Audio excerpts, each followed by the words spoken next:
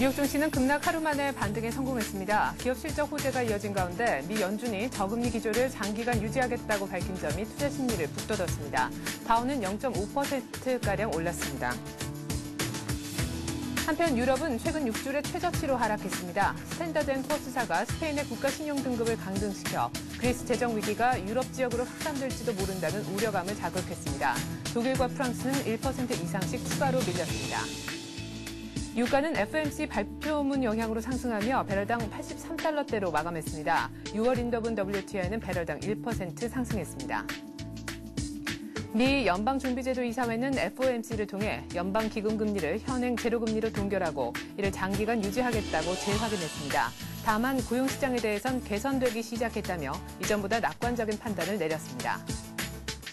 국제신용평가사 스탠더드앤푸어스사가 스페인의 장기 국가신용등급을 AA+에서 AA로 한 단계 강등했습니다. 부진한 경제성장이 재정에 부담을 줄 수 있다는 이유를 들었습니다. 한편 독일 재무장관은 그리스 지원 협상이 성공적으로 끝날 경우 독일이 그리스 지원안을 신속하게 승인할 것이라는 입장을 피력했습니다.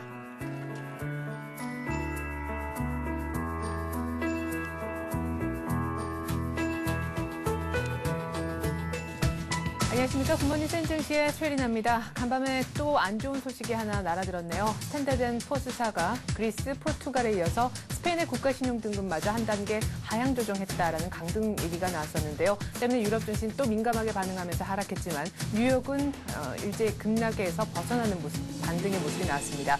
무엇보다 가장 중요한 것은 기업의 실적 호재도 있었지만요. FOMC에서 저금리 기조를 장기간 유지하겠다라고 재확인시켜준 점이었는데요. 고용시장에 대한 낙관적인 전망도 시장에는 도움이 됐습니다. 자세한 글로벌 증시 전문가와 함께 알아보겠습니다. 동양증금증권에서 장영철 과장 나오셨네요. 안녕하세요. 네, 안녕하십니까? 네, 스페인의 악재를 뉴욕만 놓고 봤을 때 실적과 FOMC가 덮었다 이렇게도 볼 수 있을 것 같아요. 네, 맞습니다. 어제 같은 경우 이벤트가 굉장히 좀 많았습니다. 호재성과 그 악재성 발언들도 굉장히 많았고 이벤트도 많았는데요.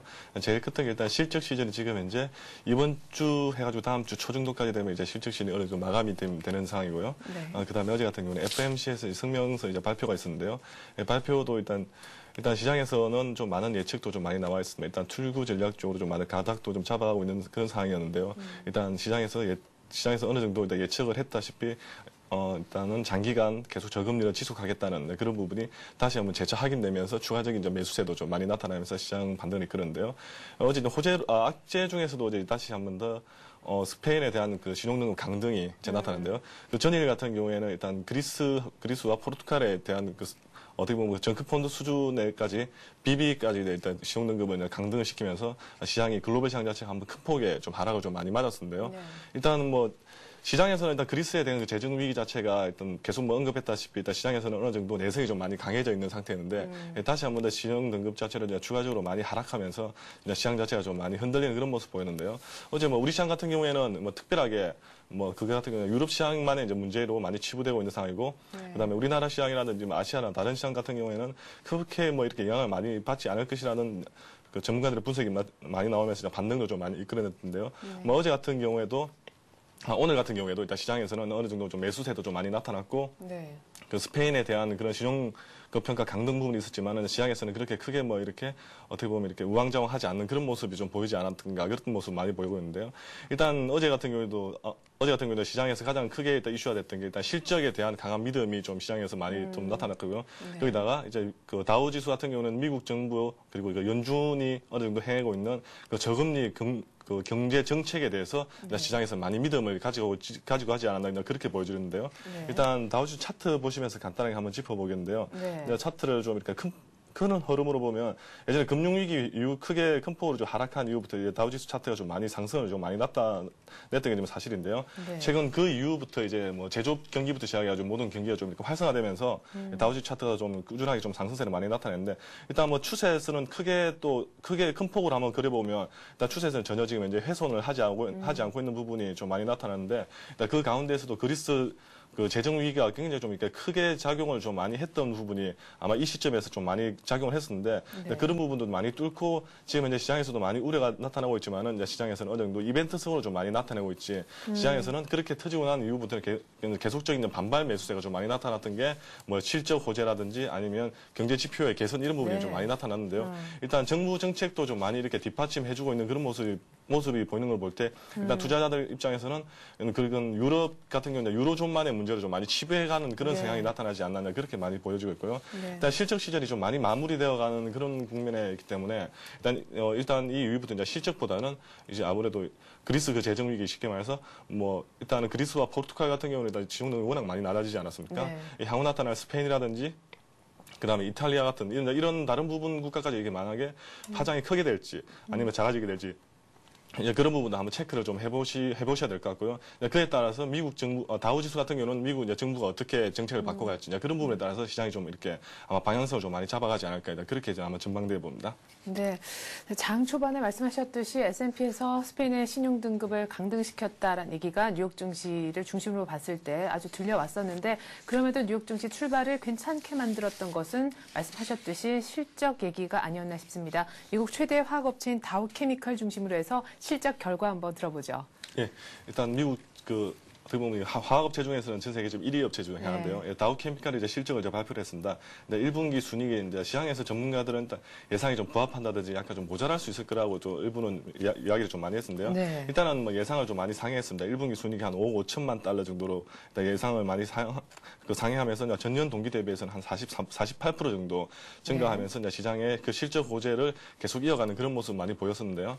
일단 어제 같은 경우는 다우케미칼 자체가 좀 이렇게 꾸준하게 실적을 많이 좀 나타내면서 이게 다우 지수 중에서도 시총이 굉장히 큰 비중을 좀 차지하고 있는 종목이기 때문에 네. 그런 모습이 좀 많이 일단 긍정적으로 좀 많이 나타냈었고요. 그다음에 우리나라에서도 좀 유명한 그 회사인데요. 일단 뭐 삼성하고 일단 합작했던 회사 중에 하나인데 삼성코닝이라는 회사도 있죠. 네. 미국의 코닝 회사가 유리 쪽 이렇게 화학업체인데요. 1분기 순익 자체가 예상을 크게 좀 상회했습니다. 특히 LCD나 반도체 쪽에서 많이 그 업황이 좀 많이 이렇게 긍정적인 업황이 나타나다 보니까 네. LCD용 유리 업황이 좀 많이 양호했던 게 아무래도 실적을 좀 꾸준하게 나타내는 그런 모습 보이지 않았나 그렇게 보여지고 있는데요. 네. 일단 이 부분도 전년 동기 대비해서 한 57% 정도 큰 폭으로 증가하면서 시장의 실적 호재를 계속 이어가는 그런 어제 하루가 아니었나 그렇게 보여집니다. 네, 코닝 그리고 다우케미컬 실적 모두 좋았다는 얘기 들었고요. 다우케미컬의 경우에는 6%대로 급등 마감했다라고 하더군요. 자, 이렇게 해서 실적 호재 얘기를 조금 들어봤었는데 업종별 분위기도 금융주가 조금 살아났다라는 얘기가 있습니다. 금융개혁 법안 지금 일단 상정을 하기 위해서 지금 표결에 계속 붙이고 있는데 세 번째나 무산당하고 있어요. 예, 일단 오바마 정부가 이제 강력하게 추진했던 것 중에 하나가 이제 금융을 규제를 하면서 일단은 이제 투자은행에 대한 그 발을 좀 많이 묶겠다라고 좀 많이 나타나면서 네. 민간은행을 좀 많이 살리겠다는 그런 부분을 좀 많이 지지를 나타냈었는데요. 일단은 뭐 시장에서는 좀 그런 부분이 일단 뭐 최근에 골드만삭스의 기소부터 시작해가지고 네. 여러 문제 그 IB 부분에 대해서 좀 문제가 좀 많았는데요.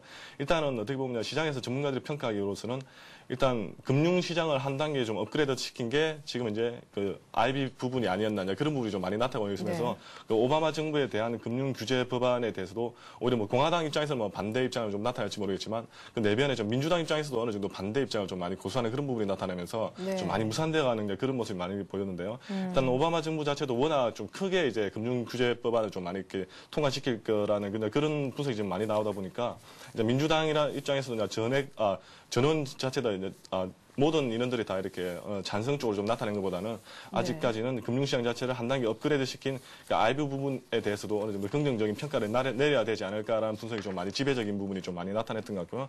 네. 그에 따라서 이제 금융규제 법안 자체가 기존의 강력한 조치로 시행될 만한 게 어느 정도 약간 좀 완화될 수준으로 좀 끝날 것이라는 게 절충안 쪽으로 좀 이렇게 전문가들이 좀 가닥을 잡다 보니까 그 대형 금융주들이 좀 많이 상승했던데요. 어제 같은 뭐 JP모건부터 시작해가지고 뱅크 오브 아메리카 같은 그런 대형 금융기관들도 또 강한 또 반등세를 나타내면서 다우지수 자체를 또 한 번은 또 이게 반등세 좀 이끌어가는 그런 부분이 아니었나 그렇게 일단 보여지고 있습니다. 네, 문제 골드만삭스도 2.5%나 오르면서 끝났는데요.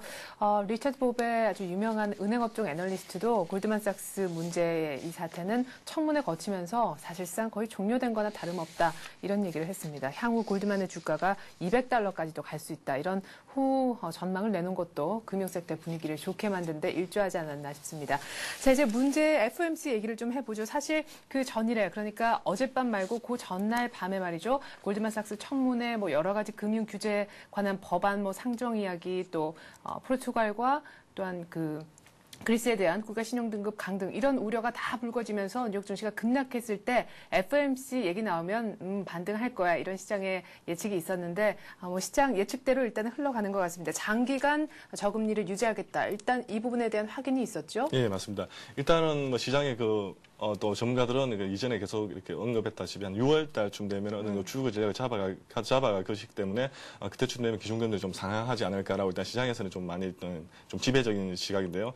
일단은 뭐 일단 그 전문가들이 그렇게 이제 분석하는 거지. 일단 실제로 이제 연준에서는 아직까지는 장기간 저금리 정책을 계속 유지하겠다는 걸 다시 한 번 더 그 3월 성명서와 이어서 재차 한 번 더 또 이렇게 시장에서 표명하면서 시장의 매수자들, 투자자들에게는 한 번 더 이렇게 신용을 좀 많이 주는 믿음을 주는 그런 일단 발표가 많이 나타났는데요. 네. 뭐 어제 같은 경우에도 일단은 기준금리 자체는 계속해서 초저금리 상태로 계속 상당 기간 유지하겠다라는 언급을 계속 이제 나타냈던 게 어제 시장 FOMC 성명서에 하는 큰 주요 골자였습니다. 네. 그 다음에 그게 맞춰가지고 일단은 경기가 앞으로 향해 어떻게 이제 진행될 것이라는 그 분석을 좀 많이 나타냈는데요. 일단 경기 같은 경우도 경기 회복세가 계속해서 강화되고 있다는 부분을 계속 언급했고요. 그 다음에 향후 경기 회복 속도도 당분간은 어느 정도 완만하게 진행될 것이라는 걸 기존적으로 계속 고수를 했습니다. 네. 하지만 어제 같은 경우는 시장에서 추가적으로 일단 연준부터 시작해서 이제 정부가 좀 많이 나타냈던 게 뭐였냐면 일단 경기 회복세는 계속 이어질 것이지만 그 경기 회복세를 이어갈 수 있는 유일한 그 키는 이제 노동시장이라든지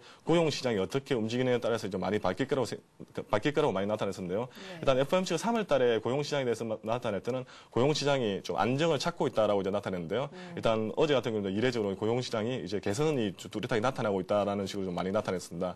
그게 일단 비농업 부분이 한 16만 명 정도 일자리도 많이 창출되고 있고, 네, 3월에. 네. 최근 들어서 이제 그 실업수당 청구 건수도 어느 정도 뭐 중간에 이렇게 등락은 있겠지만 추가적으로 이렇게 꾸준하게 이제 하락하고 있는 그런 모습 보이는 게 보임에 따라서 그다음에 제조업 경기도 좀 많이 강화되고 있고, 네. 그다음에 기업들 그 CEO들에 대한 그 발표도 좀 많이 있었는데 CEO들도 이제는 어느 정도 고용을 좀 일삼아가지고 투자를 좀 늘리겠다는 그런 부분도 좀 많이 긍정적으로 나타나기 때문에 고용 시장이 아직 이제부터 이제 개선이 좀 이제 나타날 것이라고 이제 예상도 하고 또 개선이 계속되고 있기 때문에 향후 경기 회복세도 다시 한 번 더 나타나지 않을까, 계속 이어가지 않을까라는 게 어제 골자적인 약간 3월 달하고 좀 성명서 좀 변화된 부분이었고요.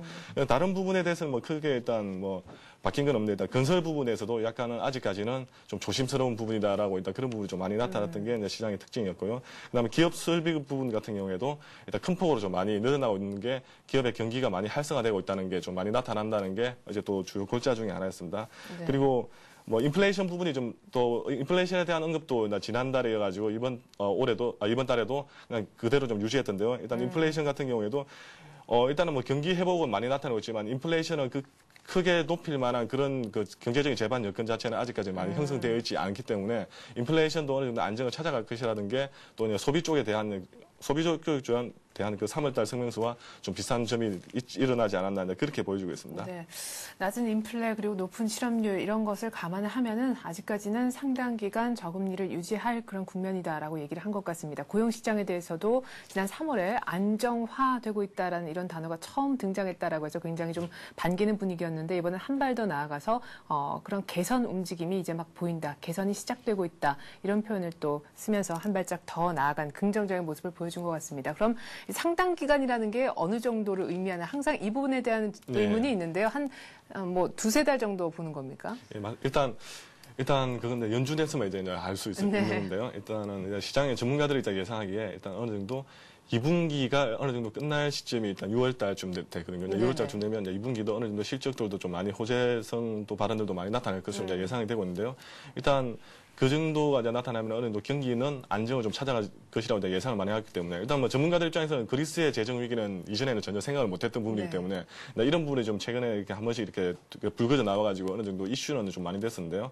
일단 이런 이슈 자체가 크게 뭐 글로벌 시장 자체로 좀 많이 퍼져나가기보다는 유로존에서 지금 이제 뭐 IMF라든지 아니면 유로존에서 그 그 그리스 문제를 유로존 내부에서 그냥 막아버리겠다는 그런 입지가 좀 강하기 때문에 일단 글로벌 시장에서는 좀 어느 정도 좀 불안은 하지만 아직까지는 이머징 마켓도 성장을 좀 많이 하고 있기 때문에 안정을 찾을 것이라는 걸 전제하에 일단 6월 달쯤에 일단 전문가들도 어느 정도 금리 자체를 좀 안정을 시키지 않을까 싶으면서 출구 전략 쪽으로 좀 가닥을 잡아가지고 어느 정도 금리를 좀 이렇게 상향을 시키지 않을까라고 좀 예상을 좀 많이 하고 있는데요. 근데 어제 뭐 연준의 성명 발표를 보면은 일단 인플레이션 우려 자체가 지금 현재는 좀 많이 나타날 수 있는 그런 여건이 좀 아니기 때문에 일단 경기 회복은 많이 나타나고 있지만은 그 경기 회복 이번에는 뭐 소비라든지 아니면 고용이라든지 아니면 임금 부분이 좀 많이 그 상승을 좀 많이 나타내야 되는데 고용 시장이 개선은 되고 있지만은 일단 실업률 자체가 눈에 띄게 좀 많이 이렇게 하락하는 그런 모습도 좀 많이 아직까지는 아니고 향후 그 뭐 전망은 해볼 뿐이지만 아직까지는 그렇게 나타나지 않기 때문에 그런 부분이 추가적으로 이제 병행되면은 아마 기준금리도 6월 달쯤에는 아마 상향을 하지 않을까 싶어가지고 한번 그 정도로 보고 있는데요. 일단 그거는 많이 좀 예상으로 좀 많이 좀 나타날 것 같습니다. 네. 자, 그리고 기대를 했었던 자산 매각에 대한 언급도 없었습니다. MBS 증권 지금까지 많이 시중의 유동성 흡수한다고 매입을 해왔었기 때문에 이제는 좀 그러니까 유동성 풀어준다고 많이 매입을 했었기 때문에 이제는 좀 매각하지 않겠느냐. 매각에 대한 어떤 시기라든가 방법 얘기가 또 어느 정도 윤곽은 나와줄 줄 알았는데 일체 언급이 없었다면서요. 일단 그 부분이 아마 FOMC 성명서 중에서 굉장히 좀 민감한 부분이 아닐까 시장은 좀 많이 나타났는데요.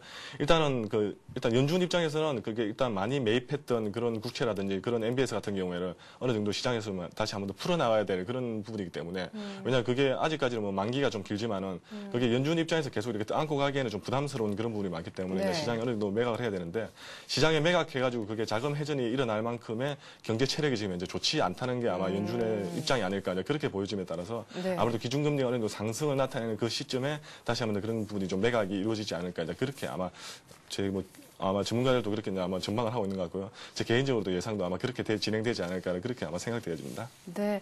자, 그리스 문제가 해결되는가 싶었더니 또 산 넘어 산인 것 같습니다. 그리스 문제는 독일 때문에 조금 해결되는 국면도 보여줬는데 이번엔 스페인 악재가 터졌습니다. 유럽 쪽 얘기 뭐 전반적으로 마감 상황과 함께 전해주시죠. 네, 일단 어제 유럽 증시 같은 경우에는 어제 이제 약세로 좀 끝냈는데요. 일단 제일 컸던 게 다시 한번 또 스페인에 대해서 일단 신용 등급을 좀 많이 하락시켰던 게 하나 부분인데요. 스페인 같은 경우에는 뭐 포르투갈이나 그리스와 같이 그 재정 위기 자체가 그냥 일단은 크지 않고 재정 부분 자체가 지금 탄탄하지 않을 거라고 지금 현재 시장에서는 예상을 하고 있기 때문에 일단 S&P에서 먼저 일단 신용 등급을 좀 많이 내렸는데요. 일단 뭐 어제 같은 경우는 S&P에 대해서 오히려 좀 이렇게 스페인까지 이제 하락시키면서 오히려 시장에서는 전문가들도 S&P에 대해서 S&P도 한번 분석을 해봐야 되지 않을까라는 그런 부분이 많이 나왔는데요. 어떻게 보면 이런 신평가사들이 해야 될 게 뭐냐면 시장에서 약간 이게 조기 발령을 먼저 이제 쉽게 말해서 안 좋을 거라고 예상되면 먼저 이렇게 경고를 해줘야 되는 그런 역할을 많이 해야 내릴 되는데. 수도 있다 이렇게. 근데 서프라임 사태 이후에 또 항상 보면 뒷걸음질을 많이 치고 있기 때문에 오히려 S&P에 대해서 좀 이렇게 강하게 좀 반발하는 모습이 아마 유로존 쪽에서 좀 많이 나왔던 것 같습니다. 왜 하필이면 그럼 이전에 미리 이야기를 해주지 왜 하필이면 이제 다 끝나고 나서 한꺼번에 다 쪼라락 터트리냐죠. 아니면 재정 위기가 다 안 줄 거라고 예상되고 있는 상태에서 또 내려버리니까 아마 시장에서도 좀 많이 신뢰를 좀 못 받는 그런 부분이었는데 아마 유로존 입장에서 좀 그런 부분이 나기 때문에 아마 그런 부분 때문에 일단 유럽 증시는 아직까지 좀 약세를 나타냈는데요. 일단 뭐 독일하고 프랑스가 한 1%대로 좀 크게 좀 하락을 했는데요. 일단 독일 같은 경우에는 일단 IMF와 함께 그리스에 대한 재정 지원 문제가 아마 불거지면서 아마 이런 부분이 좀 이렇게 약세로 좀 나타나지 않을까 그렇게 보여지고 있고요. 다른 부분 같은 경우는 어제 같은 경우에는 일단 유럽 정치 전반적으로 일단은 신용평가에 대한 신용통화 강등에 대한 어떻게 보면 도미노 현상이 좀 많이 나타날 것이라는 게 유로존을 좀 많이 덮칠 것이라는 게 시장이 좀 전반적으로 좀 예상됨에 따라서 아마 어제 같은 경우는 이제 유럽 증시가 좀 이렇게 많이 하락하는 그런 모습 보이지 않았나 그렇게 보여지고 있습니다. 네. 한편 유가는요 지금 원유 재고가 증가했다라는 그 원유 시장 자체 유가만 보면 안 좋은 소식도 있었지만요 저금리 기조 계속해서 유지하겠다 연준에서 얘기를 해줬고 고용 시장이 그래도 좀 좋아지고 있다라는 얘기를 하니까 수요가 좀 늘 건가 보다라고 기대를 한 것 같습니다. 유가는 한 배럴당 1%가량 올라서 83달러 선까지 일단은 회복을 하는데 성공했습니다. 이렇게 해서 오늘 글로벌 증시 한번 알아봤는데 오늘 간밤에 있을 일정 지표 간단하게만 좀 챙겨보죠. 네, 오늘은 일단 고용 지표 중에 하나죠. 주간 실업수당 청구 건수가 있는데요. 일단 시장에 이전치보다는 예상치가 좀 더 이렇게 좀 소폭 좀 감소할 것이라 예상되기 때문에 이 정도 넣으면 이제 시장에서 좀 이렇게 긍정적으로 좀 답이 될 것 같고요. 그다음에 오늘 또 발표될 게 어제 같은 경우는 하급 쪽인데 오늘 같은 경우는 석유 업종 중에 가장 큰 시총이 좀 큰 회사죠. 엑슨모빌 일단 실적 발표가 있고요. 그다음에 모토로라, 그다음에 켈로그, 그다음에 보험사 중에 이제 메트라이프가 있는데요. 일단 뭐 시장에서는 최근에 그 실적 호재와 계속 맞물리게 일단 이전보다는 예상치가 큰 폭으로 좀 약간 예상을 좀 상회할 것이라고 일단 시장에 나오기 때문에 아마 이런 부분도 어느 정도 좀 부합되면은 다우지도 다시 한 번 더 좀 어느 정도 안정적으로 좀 찾아가지 않을까 이제 그렇게 예상되어집니다. 네, 잘 들었습니다. 동양증권증권 장형철 과장과 함께 글로벌 증시 얘기 나눠봤습니다. 고맙습니다. 네, 감사합니다.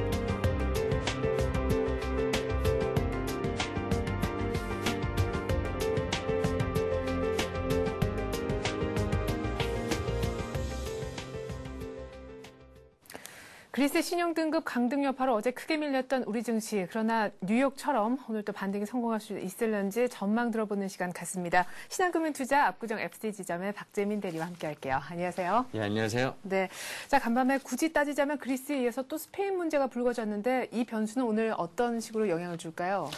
일단 스페인 변수는 크게 뭐 우려하지 않아도 되실 것 같습니다. 사실 그리스랑 이제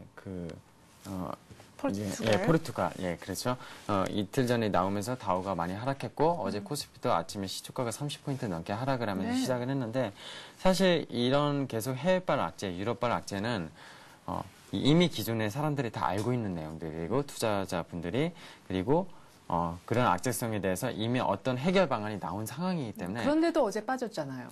그러니까 그게 어떻게 보면 조정의 빌미를 계속 만드는 것 같습니다. 왜냐하면 다우가 계속 연속 상승 6주대 넘게 상승을 해오면서 조정이 없이 가니까 오히려 차익물을 나올 수 있으면서 저가 매수의 기회를 삼는 어떻게 보면 주식시장에서 그런 게 일어날 수 있냐 이렇게 생각은 할 수 있지만 분명히 그렇게 좀 조정을 만들면서 그리고 골드만삭스도 마찬가지였습니다. 예전에 골드만삭스 나오는 날 많이 하락을 했었죠. 네. 코스피도 그랬었고 하지만 이제 그 다음날 바로 이제 회복을 하는 모습을 보였었고 어제도 뭐 골드만삭스 청문회는 있었는데 오히려 골드만삭스 주가는 올라갔어요. 네, 맞아요. 예, 임원진들은 뭐 시종일관 계속 혐의를 부인했지만 사실 이런 게 계속 또 다음 주에 또 터져 나올 수도 있고요. 스페인이 가장 큰 나라이기 때문에 유럽에 대해서는 스페인에 대해서 이제 신용등급을 하향했지만 앞으로 만약에 신용등급을 더 하향한다거나 만약에 거기에 대한 안 좋은 소식이 나면 주가는 한 번 더 조정을 받을 수 있겠지만 오히려 그거를 지금 장은 유동성이 풀리고 경기 회복은 계속 나타나고 있기 때문에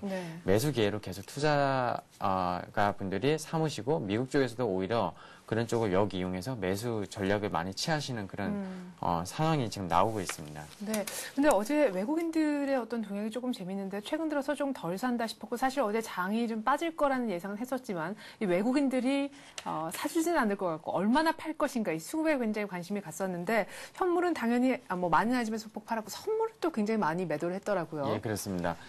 이제 선물 시장에서 9천억 가까이 어저께 순매도를 보였었는데요.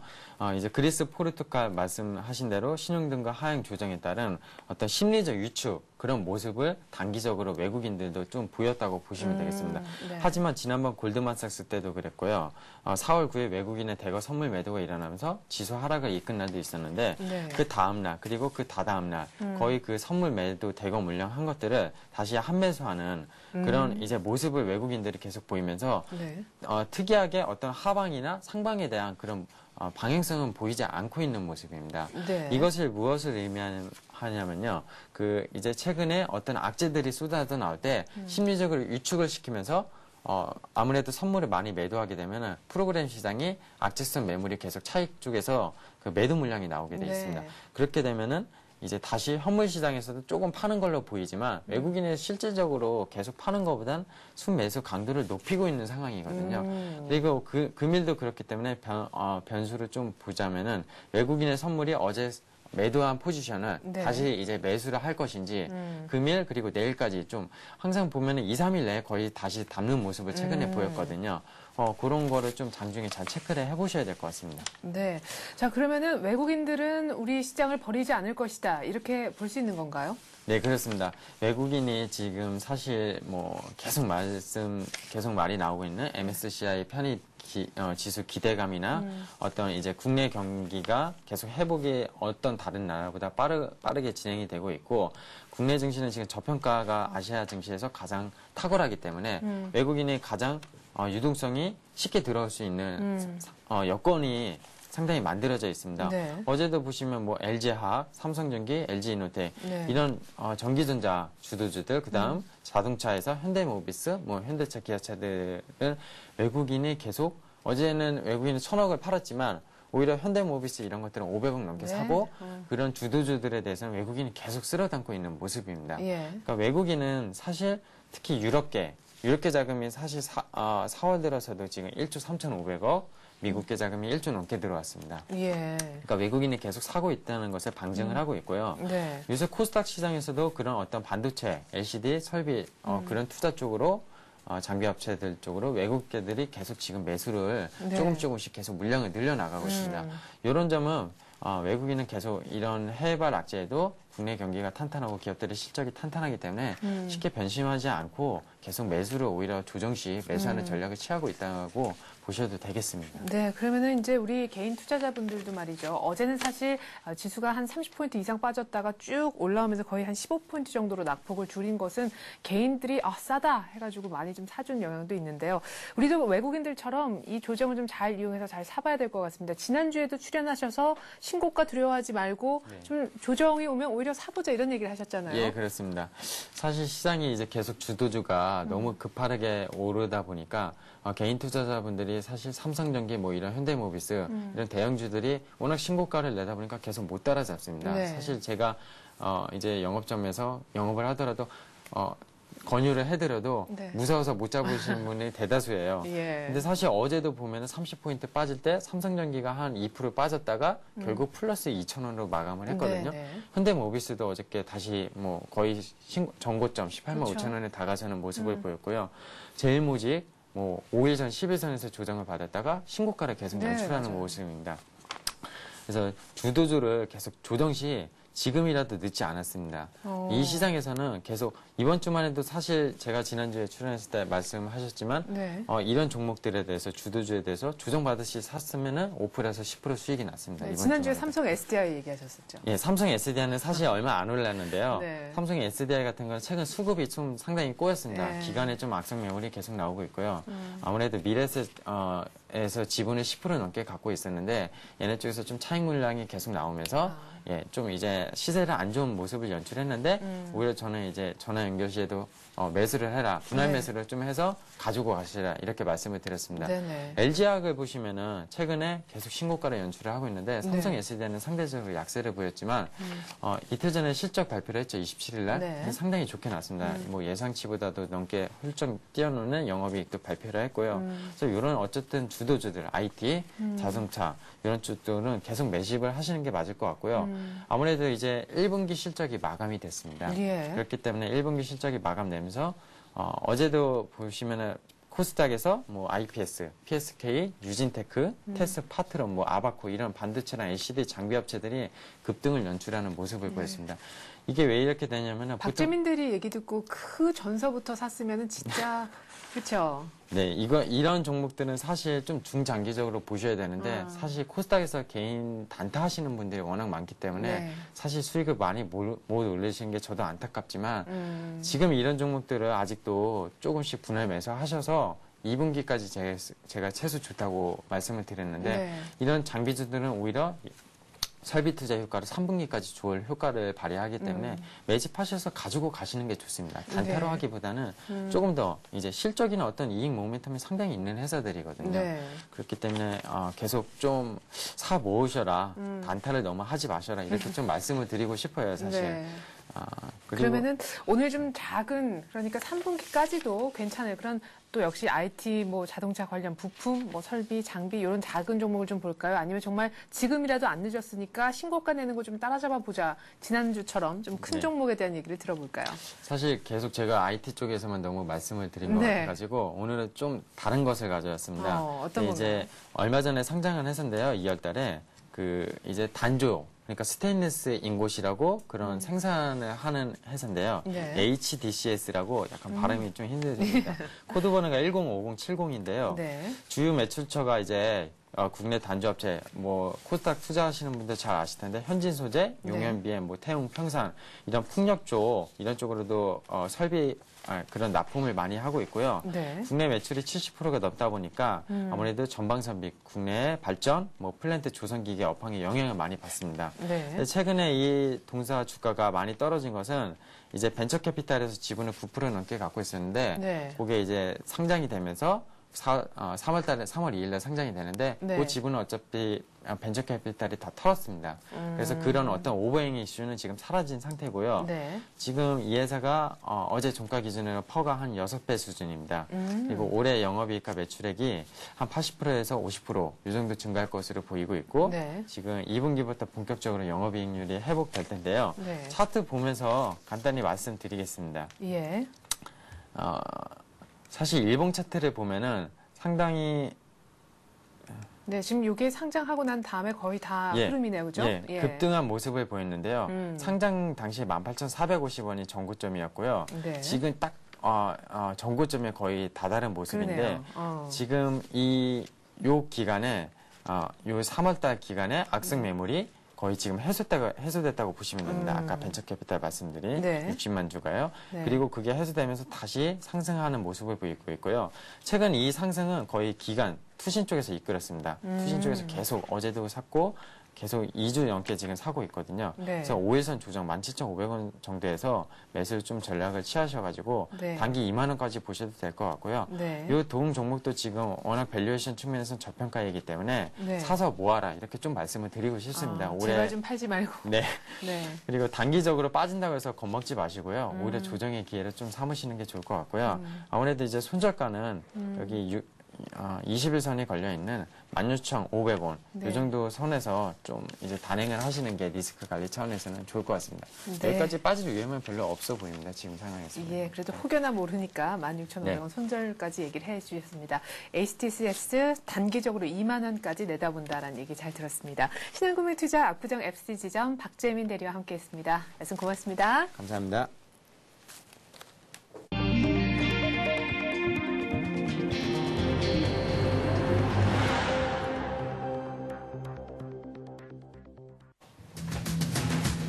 일부 지방산업단지가 입주업체들의 부동산 투기 행위로 몸살을 앓고 있습니다. 산업단지의 경우 주변 시세보다 저렴한 데다가 입주기업의 각종 세제 혜택까지 주어지기 때문에 싼 값에 분양만 받아놓고 수년째 무늬만 공장인 경우가 생기는 건데요. 일부에선 불법 매각까지 이루어진다고 합니다. 무주택 서민들을 위한 수도권 2차 보금자리 주택 18,000여 가구의 사전 예약이 오는 5월 7일부터 시작됐습니다. 특히 주변 시세 60% 이하에 공급되는 서울 4곳 그리고 세국 2지구는요. 사실상 마지막 강남권 물량이라는 점에서 청약 열기가 뜨거울 것이라는 예상이 나오고 있습니다. 앞으로 액화 석유가스 즉 LPG 수입과 경비라든가 콘도미니엄 업종 등의 진입 문턱이 낮아질 거라고 합니다. 철제 용기에 담긴 LPG 판매 지역 제한 또한 폐지가 될 예정인데요. 이를 포함해서 공정위가 20개 장벽을 철폐키로 했다고 합니다. 구체적인 내용 들어보죠. 정부가 내실 있는 플랜트 수출을 위해 엔지니어링 역량 관화에 5년간 1조를 투자합니다. 시공과 상세 설계 등 저수익 고위험 분야에서 집중됐던 기술을요. 이제 기본 설계, 프로젝트 종합관리 등과 같은 고수익 저위험 분야로 옮아가겠다는 전략을 갖고 있습니다. 구글의 안드로이드 폰이 미국에서 스마트폰 이용량, 즉 트래픽 면에서 아이폰을 처음으로 추월했다고 합니다. 올 들어 세계 휴대폰 제조업체들이 안드로이드 폰을 대거 만든 데다 관련 애플리케이션마저 늘면서 안드로이드 폰 이용자가 또한 값이 다시 급증을 했기 때문인데요. 이 같은 내용 바탕으로 해서 오늘 이슈는 사회경제TV 서은영 기자와 함께합니다. 안녕하세요. 안녕하세요. 네, 자 일부 지금 지방 산업단지에 공장을 짓겠다라고 얘기를 해놓고 실질적으로 땅만 사놓고 공장을 놀리는 경우가 있다고 합니다. 이게 왜 이런 현상이 생기는 건가요? 네, 산업단지의 경우 주변 시세보다 평균 20% 정도 저렴한 데다가 또 입주기업에게는 취등록세 면제 등 각종 세제 혜택이 주어지는데요.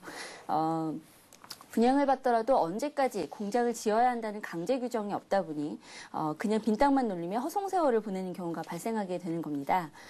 산업단지공단 통계에 따르면 작년 말 현재 전국 815개 산업단지에 입주한 업체들의 평균 공장 가동률은 87.8%에 달했지만 평균 가동률은 평균 가동률을 밑도는 단지가 약 220곳, 50%도 못 미치는 단지도 46곳에 달했습니다. 네. 임대 수요가 몰리는 서울 및 수도권의 국가산업단지와 일반 산업단지의 평균 가동률이 각각 89.7%와 94.7%였던 점을 감안하면 미가동 업체는 대부분 지방에 편중된 셈입니다. 산업단지공단에 따르면 전국 산업단지의 공시지가는 지난 2001년부터 2008년까지 연평균 10.9%씩 증가했는데요.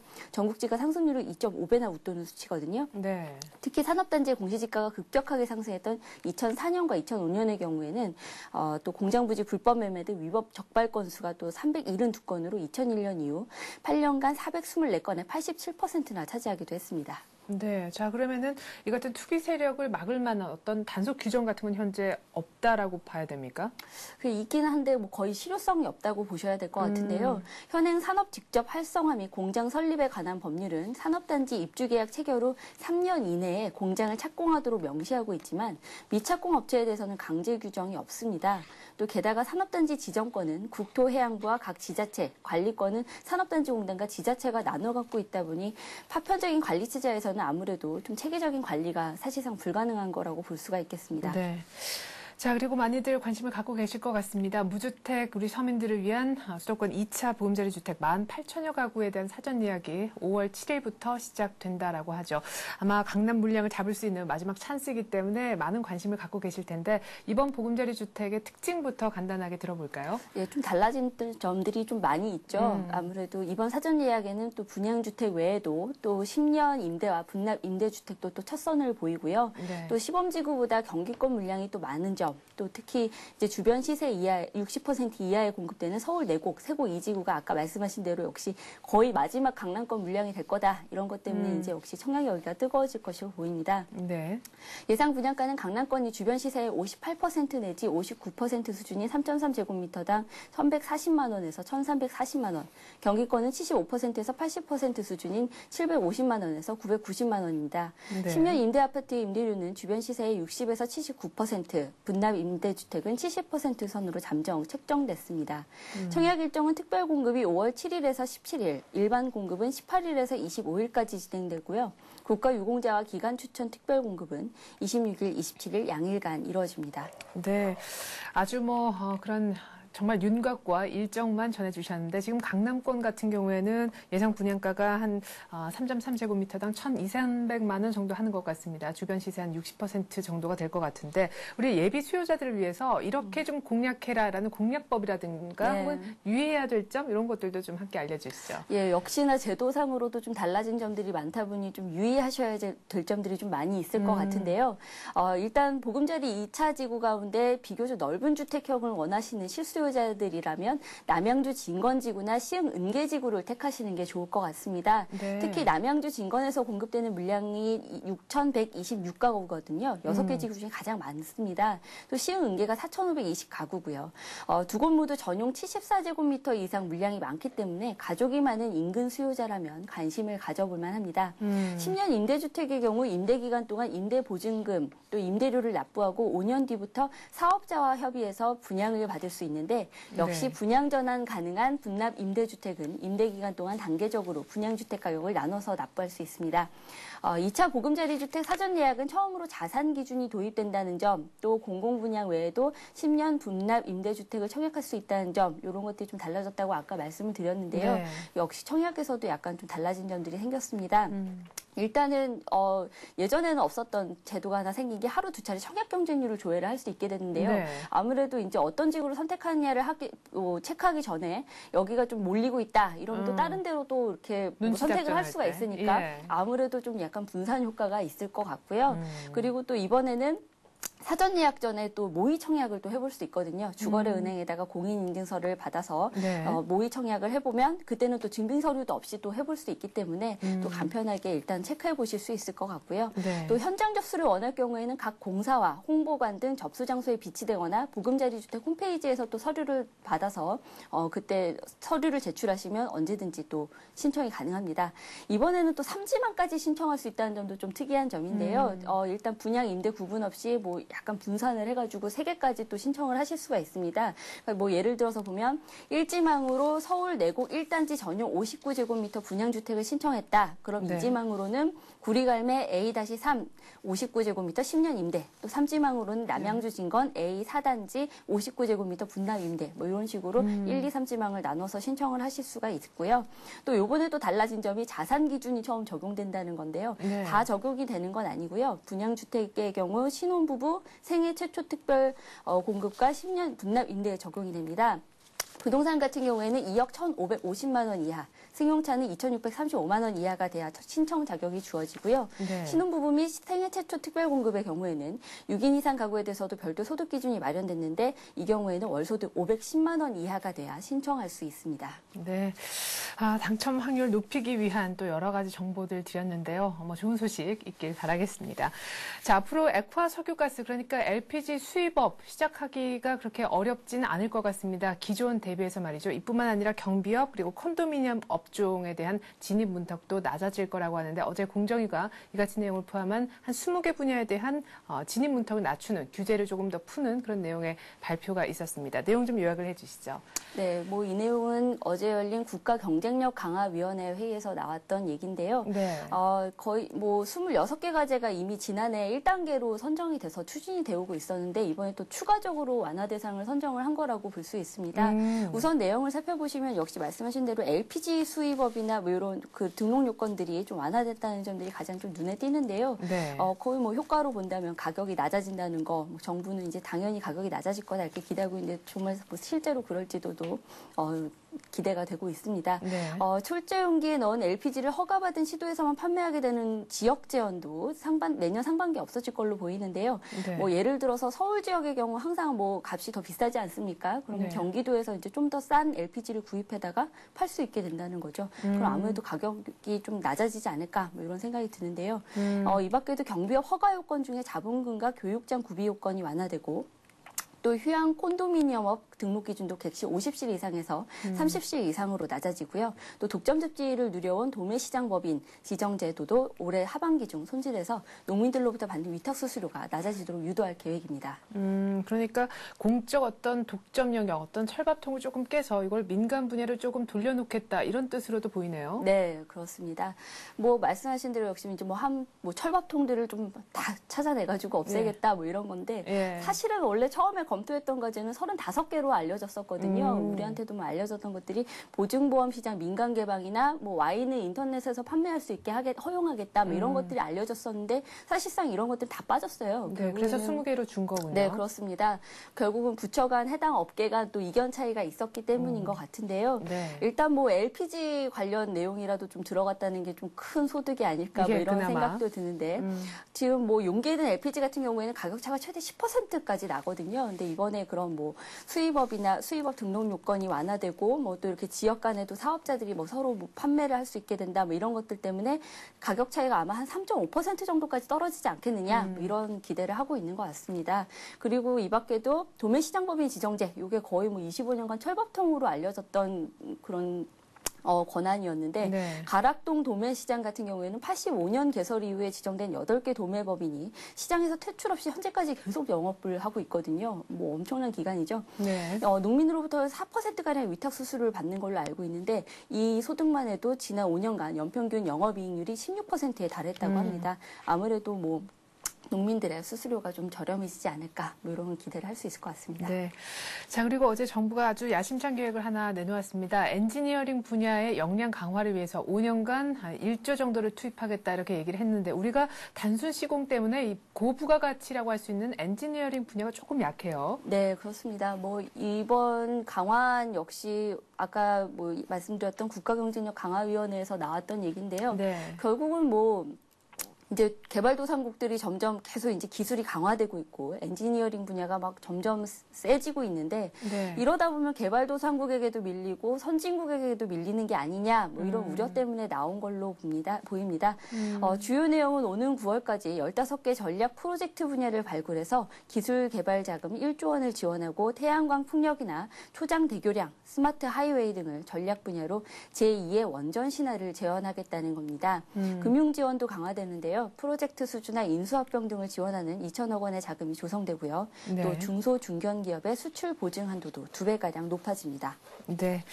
자, 그리고 구글의 안드로이드 폰이 애플의 아이폰을 추월했다는 소식이 들려왔습니다. 미국 얘기인데요. 어떤 면에선가 보니까 스마트폰 이용, 그러니까 트래픽 면에서라고 합니다. 아무래도 안드로이드 폰도 시장에 많이 나왔을 뿐더러 사람들이 또 안드로이드 폰을 많이 구입했기 때문도 있을 것 같아요. 네, 뭐 결국 선순환이겠죠. 예. 어제 아침자 기사로는 이제 5월부터 뭐 아마 스마트폰 중에서도 안드로이드 운영체제를 탑재한 스마트폰이 아마 줄줄이 나올 거다 뭐 이런 기사들이 나왔었거든요. 예. 아무래도 물량이 많이 나오다 보니까 또 소비자들이 쉽게 선택을 하게 되고 또 그걸 많이 이용을 하니까 그만큼 애플리케이션이 많이 출시하게 되는 거고 그러다 보니까 또 이렇게 트래픽 점유율이 높아지고 뭐 네, 이런 그렇죠. 거라고 할 수 있겠죠. 뭐 수치상으로 한번 보면요. 미국의 한 모바일 광고 업체가 발표한 내용인데요. 안드로이드 폰이 지난 미국 시장에서 이 트래픽만으로 46% 점유율을 기록해서 1위를 차지했다는 겁니다. 2월에 비해서는 4%포인트 상승한 수치고요. 아이폰보다도 7%포인트 높은 겁니다. 네. 아무래도 이렇게 뭐 좀 경쟁이 치열해지고 뭐 이렇게 지금으로서는 애플이 약간 밀리고 있긴 합니다만 어쨌든 소비자들 입장에서는 다양한 선택권을 보장받는 거고 네. 또 그만큼 스마트폰 시장 파이도 커질 테니까 긍정적으로 보이는 것 같습니다. 네. 이렇게 해서 오늘 이슈는요. 서울경제TV 보도제작본부의 서은영 기자와 함께했습니다. 서 기자 수고 많았습니다. 고맙습니다. 간밤에 스페인의 신용등급 강등이 있었습니다. 역시 포르투갈과 그리스의 국가 신용등급을 끌어내렸었던 스탠다드앤푸어스사가 한 것이었는데요. 그럼에도 불구하고 뉴욕이 일제히 하락한 것과는 달리 뉴욕은 반등에 성공했습니다. 다우는 11,000선을 다시금 회복했는데요. FRB가 기준금리를 16개월째 저금리 기조를 유지하겠다 이렇게 기준금리 동결 얘기를 한 것도 있었고요. 고용시장이 안정화를 넘어 이제 개선을 좀 시작하는 기미가 보인다라고 얘기한 것도 긍정적인 요인이었습니다. 스페인 악재를 실적과 FRB 효과로 덮은 뉴욕 증시처럼 오늘 우리 증시도 반등했으면 좋겠는데요. 자세한 우리 증시 얘기는 출발 센 증시를 통해 해드리겠습니다. 고맙습니다.